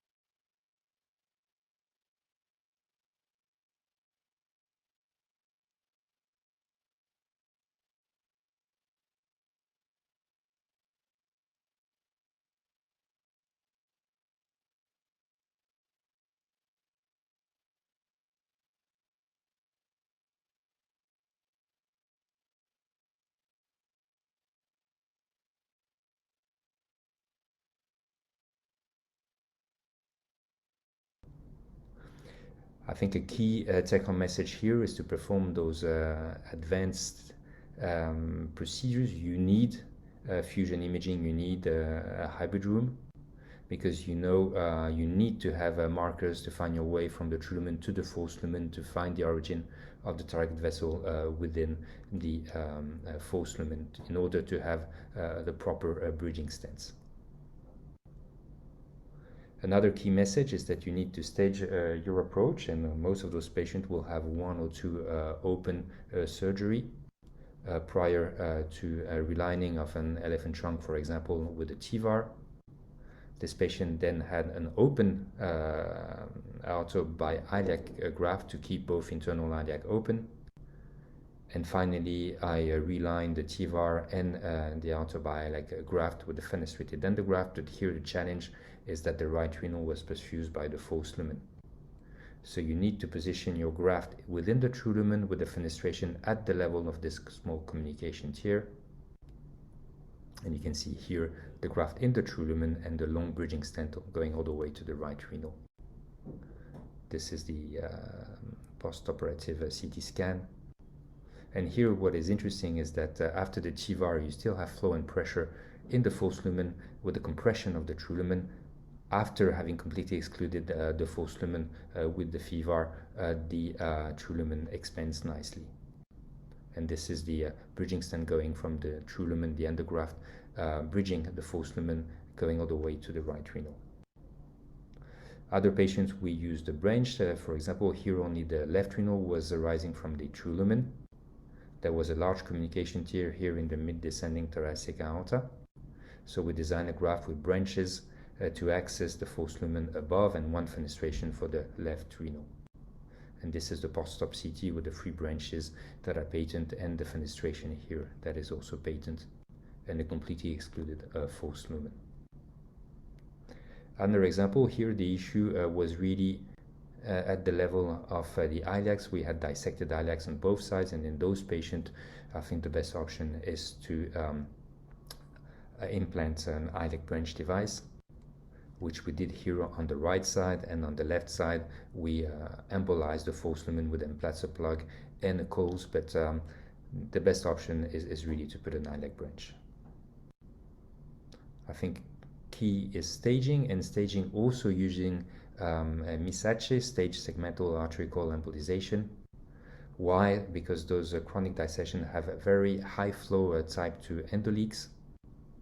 And so in those patients, we tend to do 1 or 2 sessions of embolization prior to the procedure. You can see here access to 1 intercostal. A couple of weeks later, access to the other intercostal. And then the procedure was performed from the groin, and with the cone beam CT and CT scan performed after the procedure, showing the branched endograft and the implanter plug in the intercostal.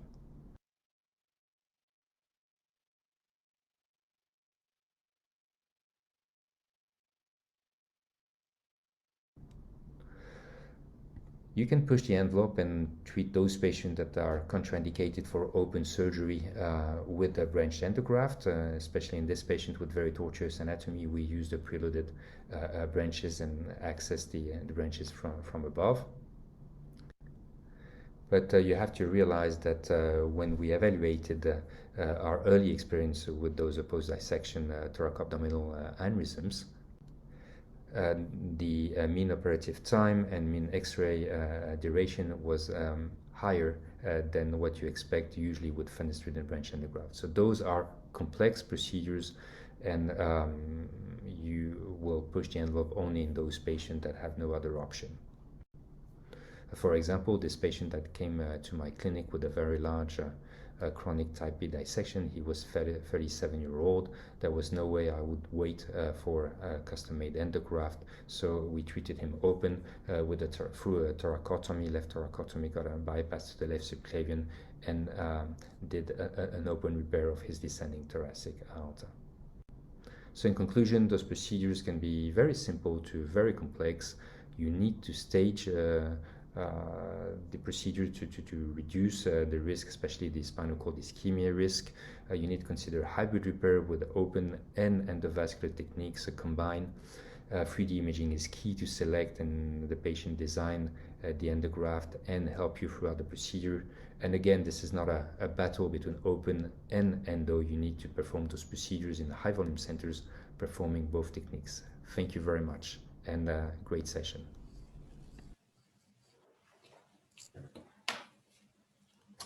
Thank you, Stephen. It was a really great talk. Some technical issues from our side. Sorry about that.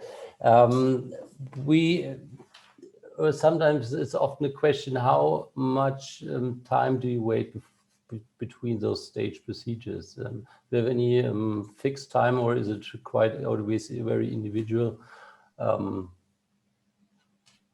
That's a great question, and I have a very scientific approach to that.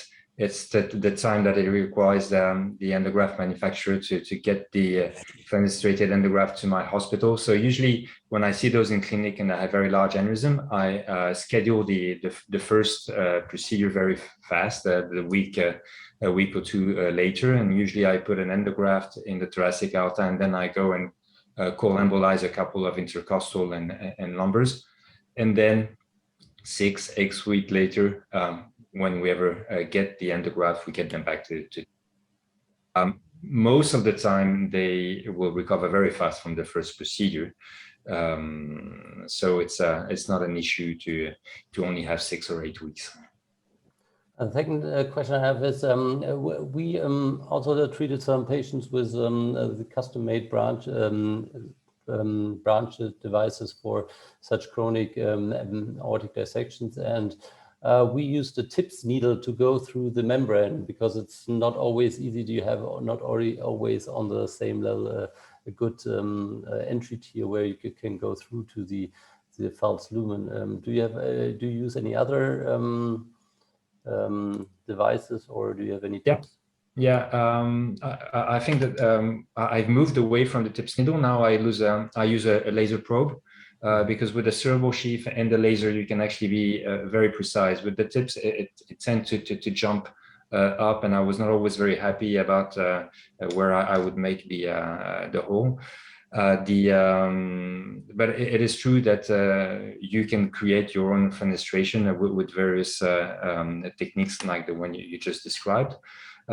Also, I think something that is very important is when you're going to put a fenestration, and when you have scheduled and where you have planned a fenestration at the level of a communication tier, I tend to secure the path at the beginning of the procedure by accessing the target vessel through that communication tier and leave a wire, a body wire, so I know exactly where to position my fenestration, and then it's much easier to get access. So because at the beginning of my experience, I would not do that, and I was in a situation where I needed to create my own fenestration, which was not always very easy. I agree. Okay, Stephan, there's a question from Colin, and he asked, do you think the long-term results are the same for aneurysm and dissection cases, or do the forces on the graft differ and changes the long-term outlook? It's a good point, Colin, and I unfortunately don't have thousands of patients with 10-year follow-up to answer, but there's a concern regarding those long bridging stents going, from the true to the false through a very large false lumen. So far, it's not been an issue. Having said that, we've had more secondary procedures in those patients because we were most of the time using bridging stents that were not large enough, or before having access to fusion, we were not far enough into the target vessel. So I cannot answer. Maybe in those very large sac, it is probably more stable to have a branch rather than a fenestration. But then you really have to secure the bridging stent at both ends, especially if you use a Viaband, for example. It's a good point, and maybe with the registries, including more and more patient multicentric, we will have an answer to that question. I can wait. When talking about bridging stent grafts and so on, it's all about landing and connecting zones.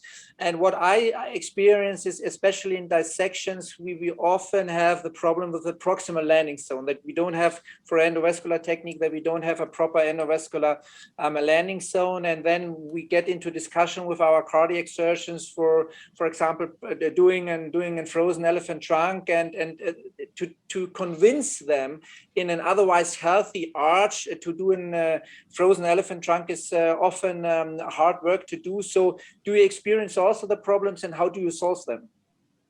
So we have exactly the same issue, and this is why I started my talk by focusing on the issue with proximal seal. So I fully agree with your comments, Alexander.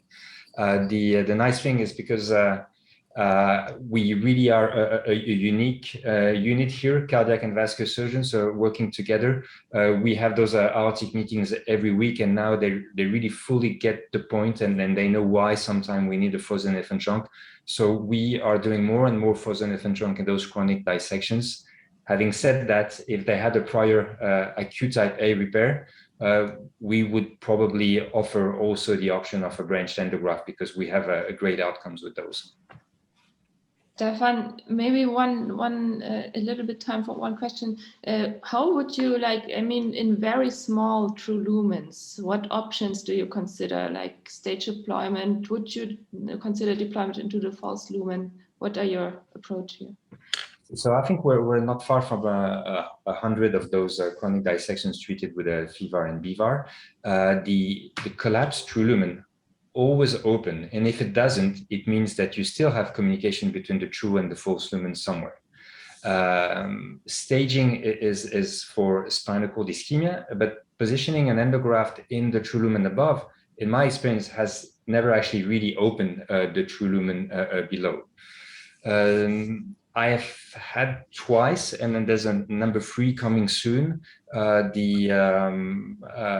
position a graft from the true lumen into the false, because all 4 target vessels were perfused by the false lumen, and then back in the true lower.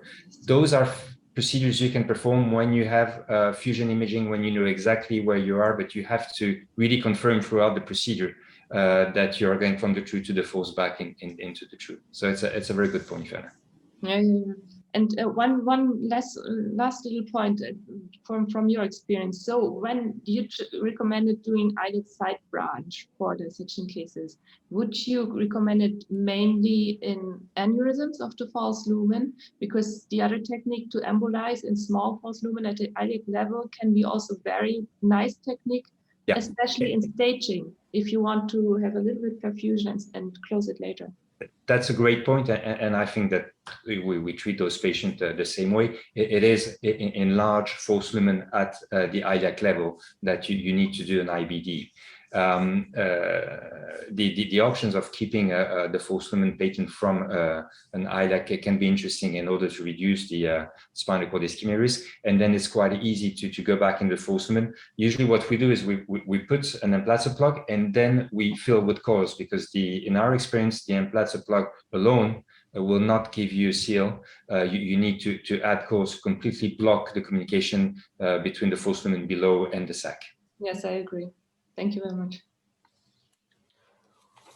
I think we have a couple of questions. Maybe we can ask them later, but we have to move forward. The time is running quite fast, and we have a special lecture which is from Santi Trimarchi. He's one of the members of IRAD. IRAD, the International Registry of Aortic Dissection. I think people who are involved in aortic dissections are quite familiar with this one. It's now nearly a quarter of century of successful dissection research, and we're quite excited about this talk. Thank you. Good afternoon. This is Santi Trimarchi from Milan. Thank you very much to Professor Zimmerman and his collaborators for the very kind invitation to talk about a quarter century of successful dissection research using the International Registry of Acute Aortic Dissection. This registry was founded in 1996 by three cardiologists, Kim Eagle, Christoph Nienaber, and Eric Isselbacher. Kim Eagle at the University of Michigan, he is the head and the arm of this registry. Initially, there were 8 centers. Over the years, several other aortic centers joined the registry. Now there are 54, and several others are in a kind of waiting list to be part of this consortium. Initially, there was a data form including 290 variables talking about demography, symptom, signs, therapy, diagnosis, outcome. After a while, another particular section of interventionalists was developed.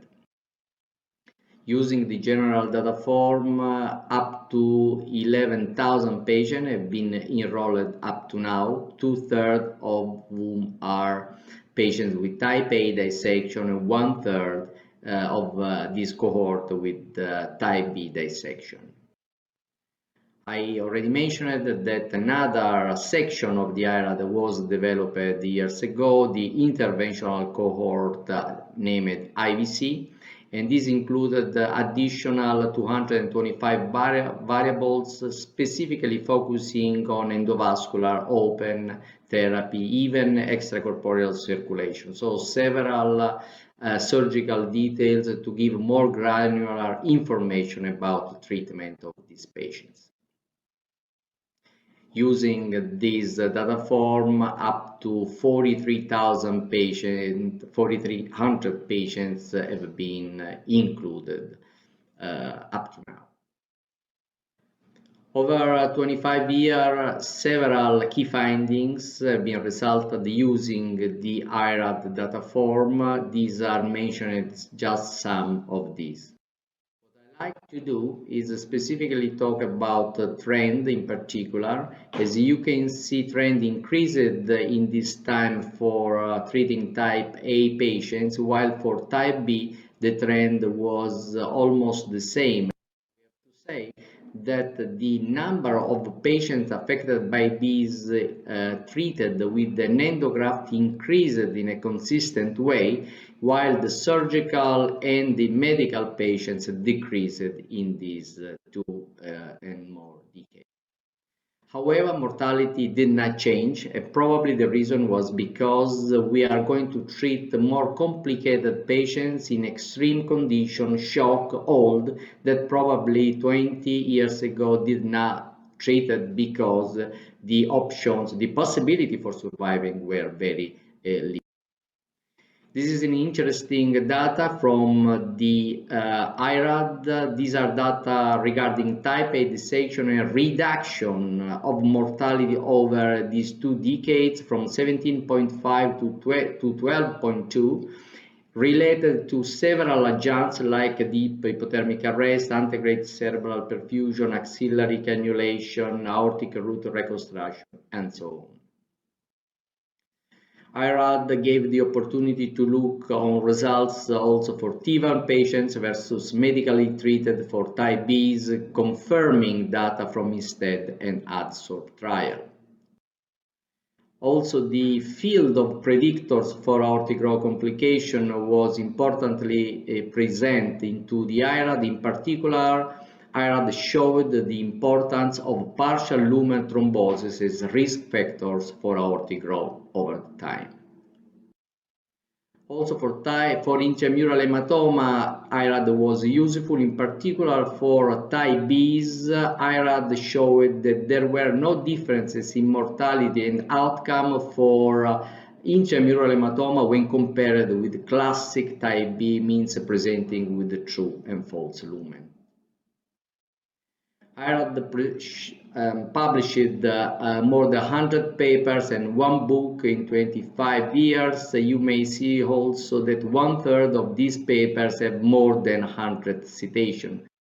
Looking into the specific topics that were analyzed using this registry, the most 20-sided topics are these shown here. In particular, 3 of these, like age, role of shock, hypotension, and pain, were particularly strong.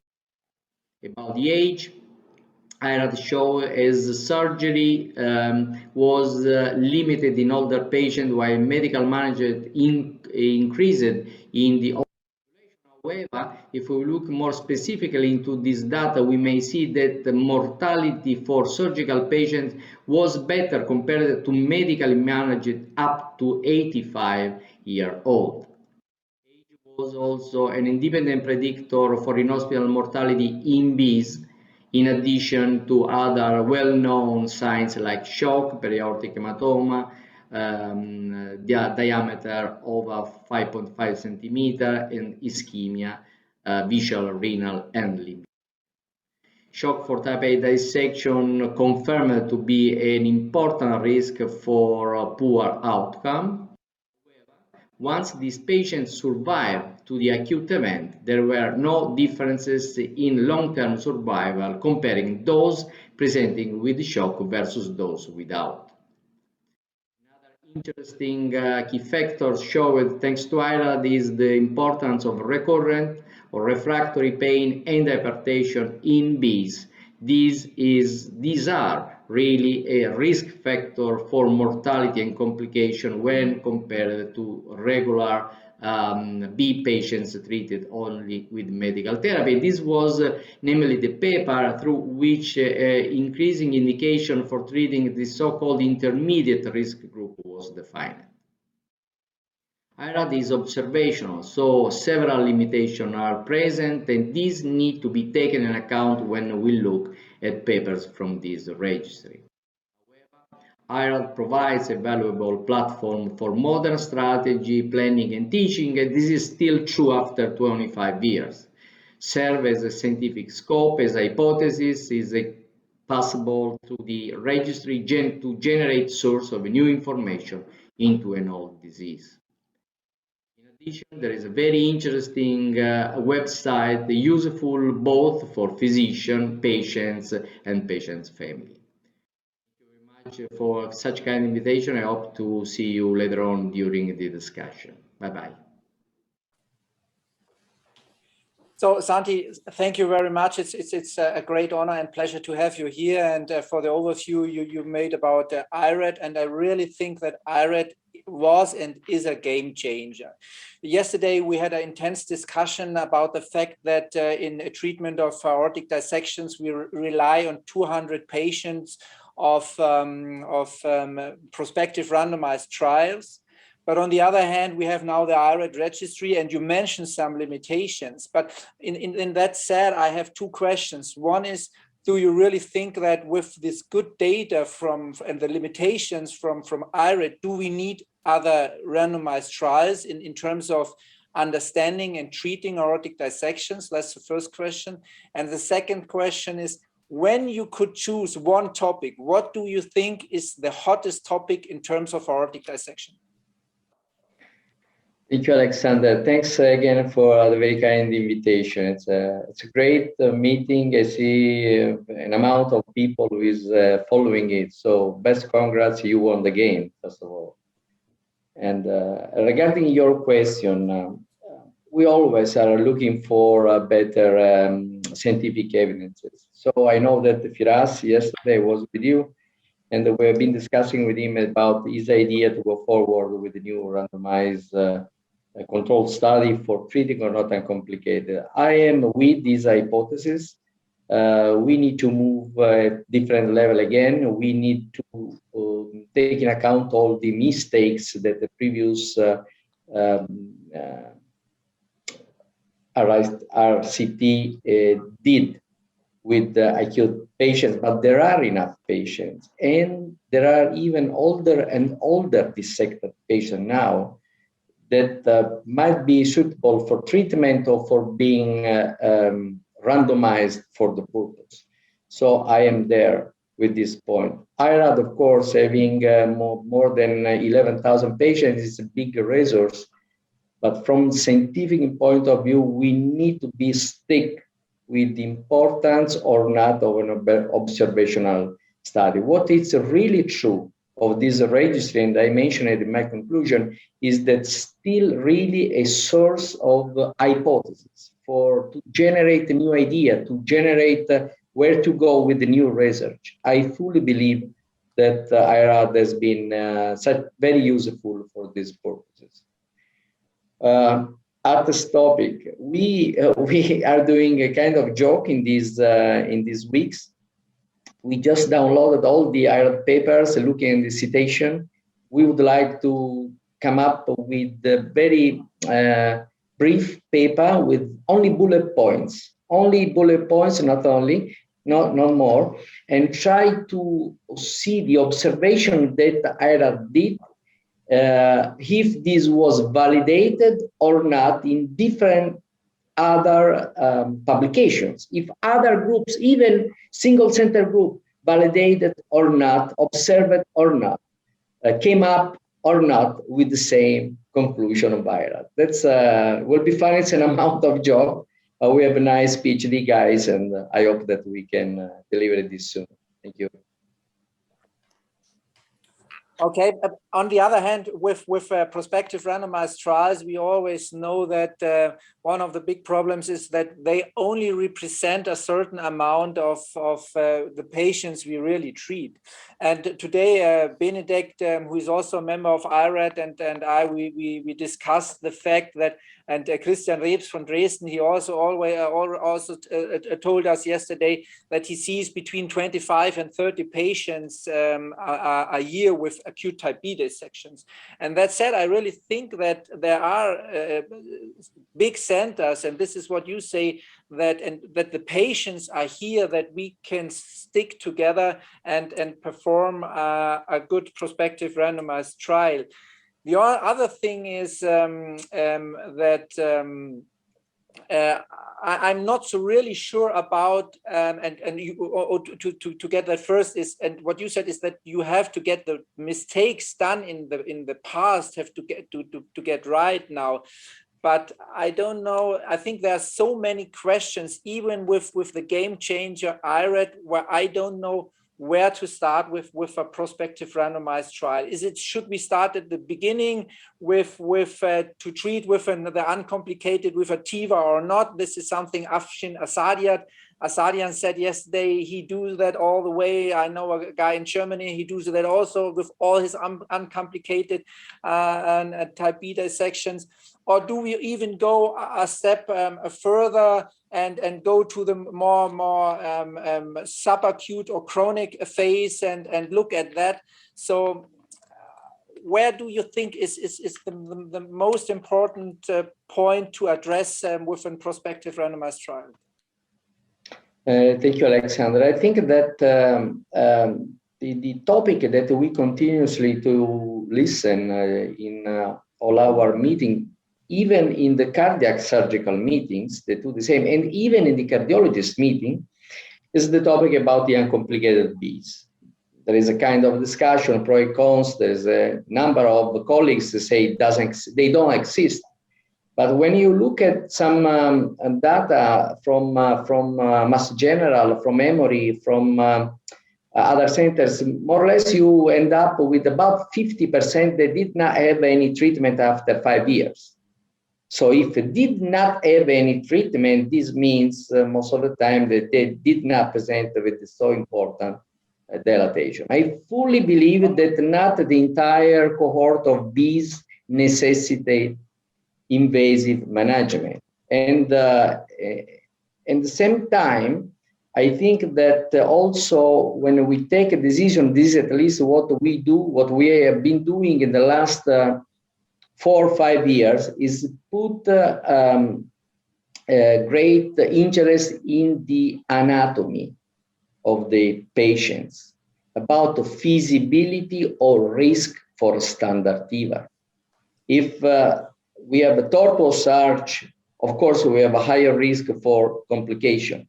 But most of the time we have a good arch and we have a nice proximal neck length, we may expect good results. So our approach that is not based on any specific knowledge is just based on the experience that we have been developing of these years, in adjunct with the experience that we have in the research field about forces, wall stress, angulation, tortuosity, and so on, which is another interesting part of our research. I love to study forces, wall stress, and all things that may happen when we deploy something stiffer, like an endograft, which is up to 10-fold stiffer than the native aorta, into a young aorta. Because when we deploy in a 75-year-old, that's of course, if needed, no question about. But when we face with 50 years old patient, we don't know anything at that time about his or her connective, supposed connective tissue disorder or not, it's a different game.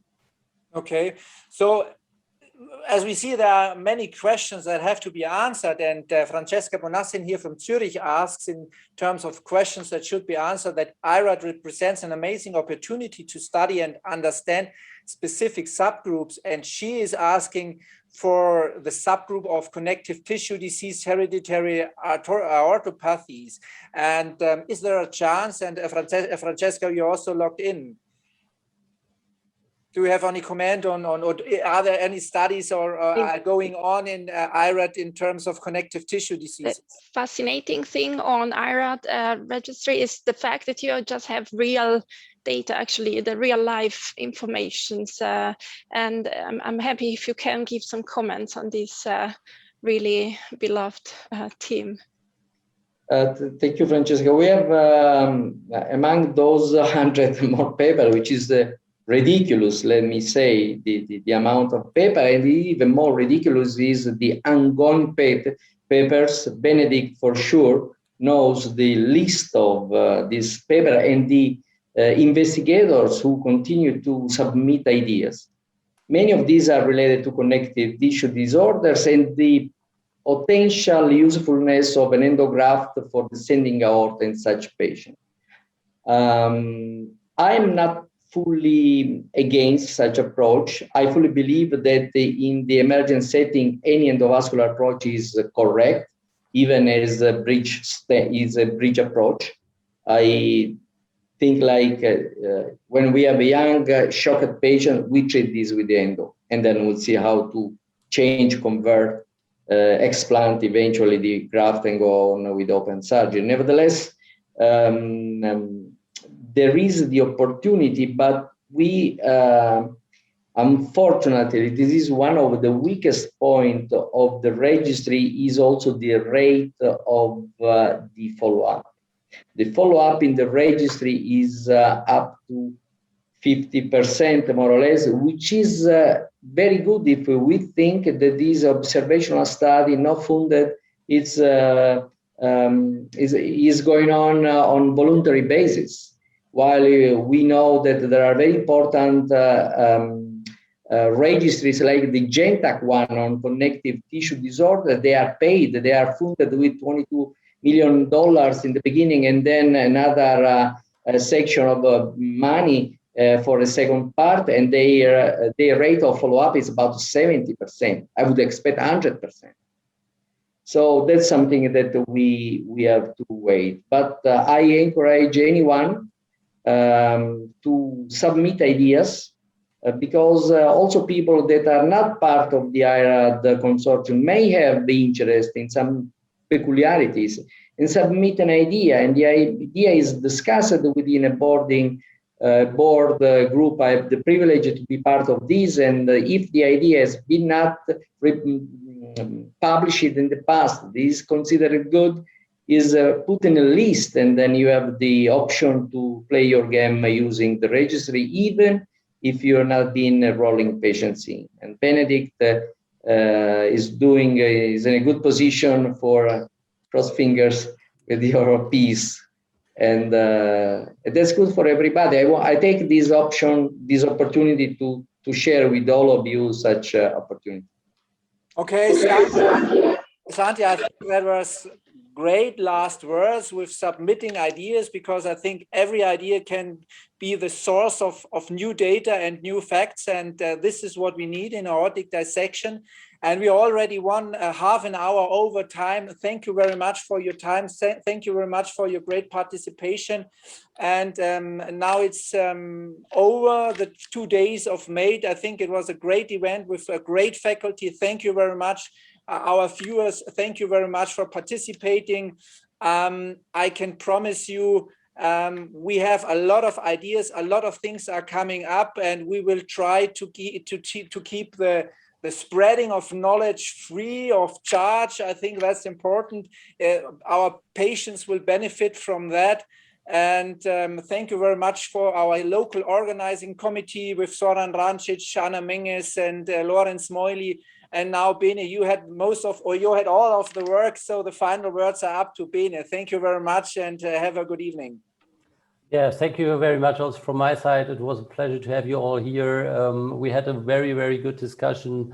I appreciated that everybody also answered the questions to almost every question who was in the chat rooms. And I hope to see you all in person very soon again, when this catastrophic COVID times are sometime in the future over. And so have a nice evening. Hope to see you soon, and goodbye.